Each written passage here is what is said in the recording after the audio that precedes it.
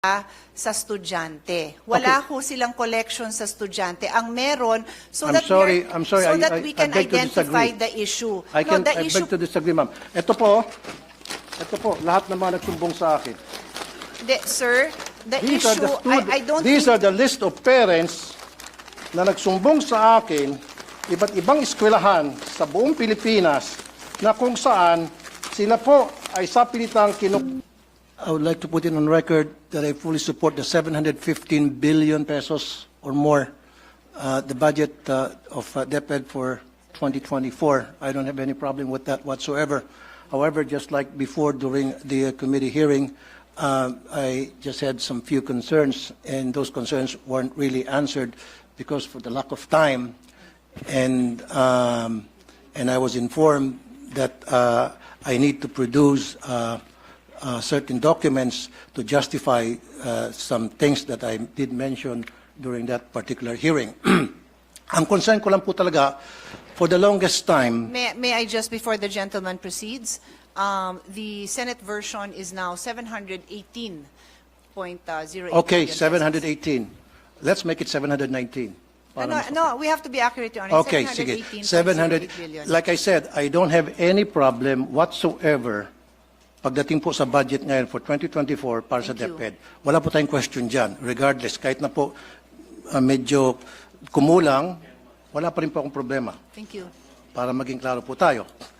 Ang problema ko, ang issue ko lang po kasi, for so many years po, sa programa ko sa Wanted sa radyo, palagi po ako nakakatanggap ng reklamo mula sa mga magulang ng mga estudyante sa elementary at high school na karamihan sa kanila ay mga mag-aaral, mga magulang na mag-aaral ng mga security guard, kasambahay, factory worker, na sila po ay naobliga mag-contribute na require ng eskwelahan through PTA para sa iba't ibang mga pangangailangan tulad ng electric fan, tulad ng jobos, tulad ng bond paper, tulad ng pambayad para sa sweldo ng security guard, sweldo ng janitor, para sa utility bills, etc., etc., etc., na hindi po dapat dahil meron man po talaga budget ang DepEd dyan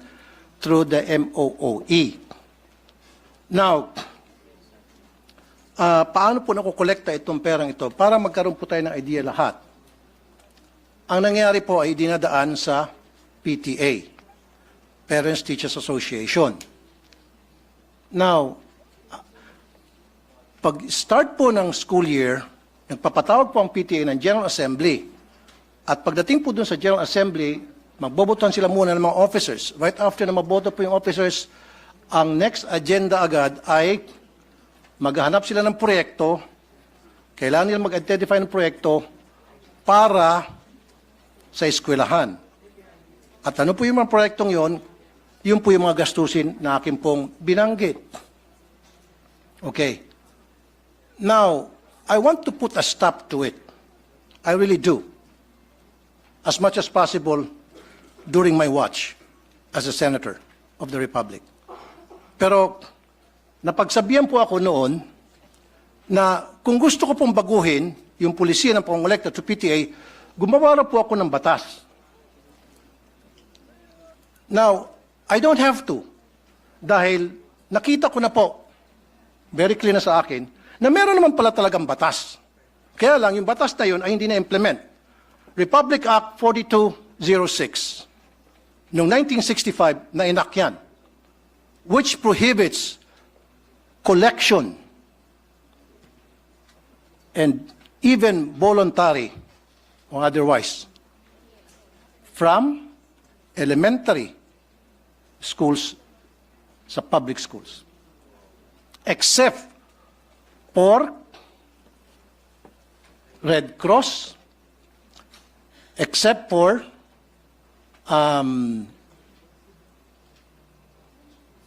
in fact, the only ones that was mentioned was Red Cross. Now, noong 1969, RA 5546 was enacted para ma-amend yung 4206. Dito po sa 5546, mas lalo naging malawak po yung prohibition sa collection. Maybe the good sponsor might want to react doon po sa dalawang batas na akin pong nabanggit. Thank you. Hello? Can you hear me? Yes, ma'am. Okay. Thank you, Mr. President. No, here. Change. Mr. President, the concern of the gentleman was raised during the hearing. And the Vice President Secretary of DepEd responded by mentioning Department Order number 49 series of 2022, which is a no fee, no collection policy. Tama ba yan? No fee, no collection policy, which they are strictly implementing. And it was further discussed during that hearing that there is the PTA in almost every school that does their own fundraising efforts. And it being a parent-initiated organization, they are allowed to do that. So, in connection with the law that His Honor pointed out, that is exactly consistent with the department order of the department. But the which is a department no order colle- cannot if I may- supersede. if I may just right, continue, sorry, Your sorry. Honor. Okay. So the department order has the very same policy. No fee, no collection. The department and all their subordinates, meaning the teachers, are not allowed to initiate or to tolerate these collection efforts. But this does not prevent the parents from having their own fundraising. This system has been practiced for decades. Ayan, finally lumakas. This system has been practiced for decades, and it has been a private initiative of the parents that has allowed many projects to see the light. No? Anything from gate, fencing, gardening, events. It's a PTA initiative, and I think that's why it was mentioned that if there is a desire to change that policy, there must be a law, because currently the DepEd order is consistent with the existing law mentioned by His Honor. Okay, Mr. President, may I ask the good sponsor kung sabihin niya sa akin yung bang department order na yon at saan po doon sa dalawang batas na binanggit ko, RA 4206 and RA 5546, alin doon na nagsasabing pinapayagan na mangolekta ang mga eskwelahan o mga magulang para sa kontribusyon sa eskwelahan. Can you please show it to me?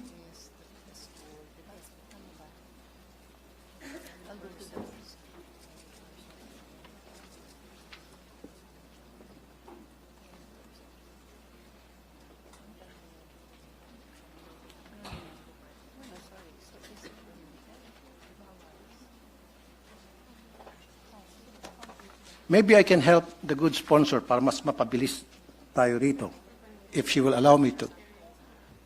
Your Honor, if His Honor Mr. President, if His Honor can give me a minute to just review, and then I will be happy to yield the floor, of course, anytime. Yes, sure. Session suspended for me.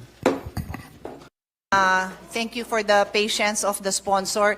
As His Honor had pointed out, it's a 1965 and 1969, no, the first one was 65 yata, and 69 law, so this representation had to refresh herself on those laws, Your Honor.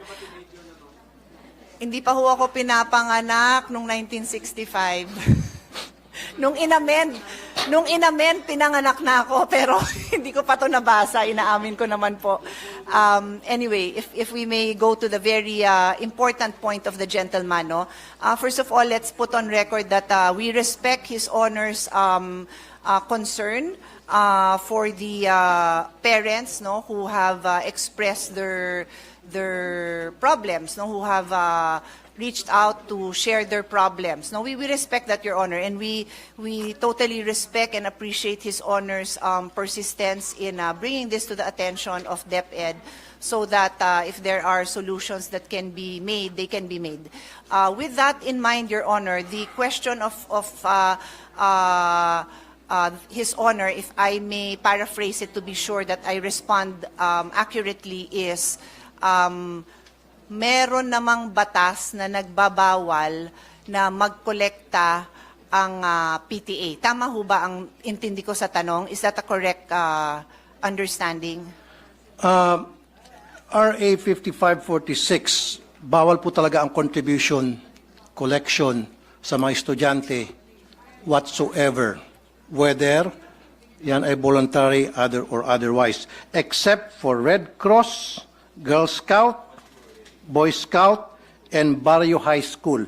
Yun lang po talaga minention sa 5546. Wala nang iba pa. Kaya kung meron pong ginagawang collection other than those mentions, then that is against the law, against 5546, which is happening right now in so many public elementary high school. And marami pong lumabas na mga department order, and I can mention a few of them, na they're trying to circumvent the law para lamang matuloy yung gusto nila mangyari ng eskwelahan na kumolekta. Ang point ko lamang po dito, Mr. President, Your Honor, Madam, mag-implement na tayo ng policy. Meron tayong law, then dapat it's up to the executive para ma-implement itong law. Because the last time I was informed na gumawa ako ng batas para ma-implement na raw, mag-implement ng batas. Nagagawin ko, I don't have to because meron na palang dalawang batas, Your Honor. Yes. Your Honor, Mr. President, His Honor is correct in his paraphrasing or delivering the provisions of RA 5546 kung saan ho, and I will just read it, no, para clear, Yes, maintindihan din ng mga kasamahan natin yung issue po na malapit po sa puso ng ating kasamahan. The Section 1 of RA 5546 states, the sale of tickets and or the collection of contributions in any form whatsoever by any person for any project or purpose, whether voluntary or otherwise, from school children, students and teachers of public and private schools, colleges and universities is hereby prohibited. Tama po, sir, no? Yan, Mr. President, yan po ang tinutukoy ng ating kasamahan. Tama po. Tama ho ba? I agree. Yes, okay. So, nung ako ho nakikipagdiskusyon sa DepEd, aware po sila dito na bawal talaga ang collections of contributions in any form from school children, students, and teachers. And that is why in their Department Order number 49 series of 2022, known as the Promotion of Professionalism in the Implementation and Delivery of Basic Education Programs and Services, prohibits DepEd officials and employees from seeking contribution, support, solicitation of any kind or any kind of intervention from non-DepEd entities. It goes on to say, likewise, the department implements a no-fee collection policy wherein no fees shall be collected from learners in kindergarten up to grade 4, while fees on certain memberships may be collected from learners in grade 5 and above, strictly on a voluntary basis, i.e.g. Boys and Girl Scouts, Philippine National Red Cross, Parent-Teachers Associations. So ito po yata, sir, ang implementing order na hinahanap nyo, Mr. President. Is His Honor, do I respond to His Honor's question by pointing out this DepEd order number 49? Thank you, Mr. President, Your Honor. Pero can a department order supersedes a Republic Act?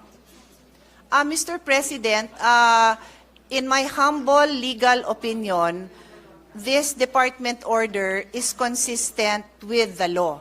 But I am very open to hear His Honor's concerns kung meron dito sa department order na inconsistent, kasi isa po ako sa naniniwala na hindi talaga dapat nagsusupersede ang Correct. isang department order. We are one with that. And Thank you. let the record show that the minority floor leader is nodding his head because for more than a decade, magkakasama kami always reviewing this department orders. Hindi ho tayo Okay. nagtotolerate na nag-e-exceed. Exactly. So, nagkakaisa po tayo dyan, Mr. President.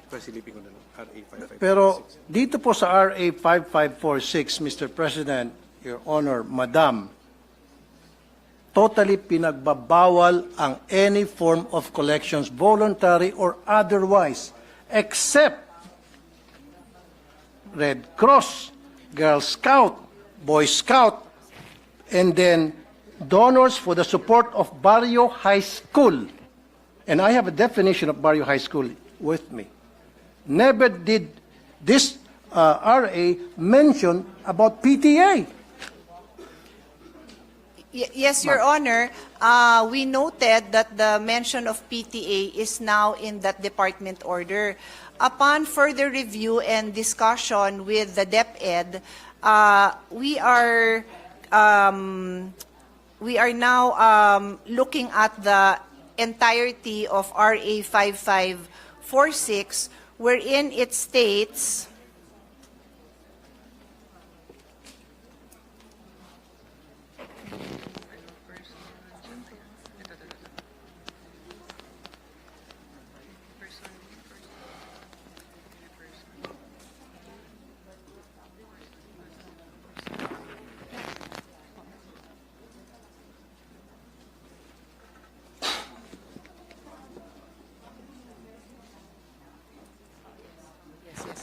Yes.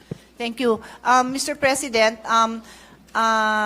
when we look at RA 5546, Section 1, and I will read it again, the sale of tickets and or the collection of contributions in any form whatsoever by any person for any project or purpose, whether voluntary or otherwise, from 1, school children, 2, students, and 3, teachers are hereby prohibited.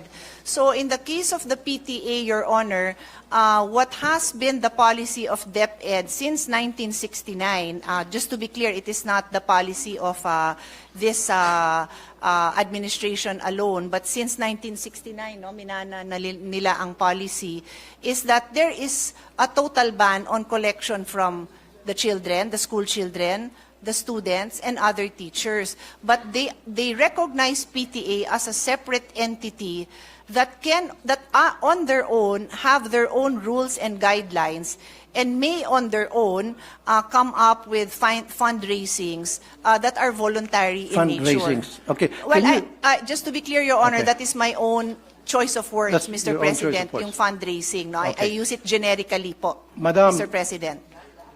meron ba diyang batas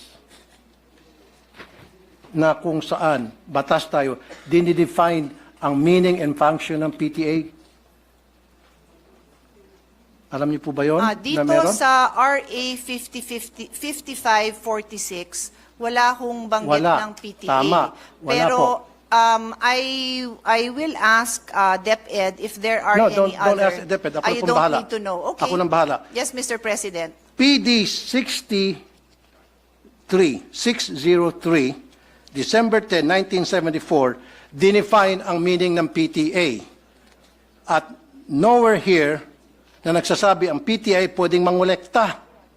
Ang sinasabi rito, ang PTA isang programa, samahan, na para tulungan ng mga estudyante sa kanilang academic performance. Kung ano mga problema ng estudyante, anong problema ng mga magulang at teachers tungkol sa estudyante to enhance their participation sa eskwelahan, yun po yung purpose. Look at PD 603, ma'am. I'll give you a minute.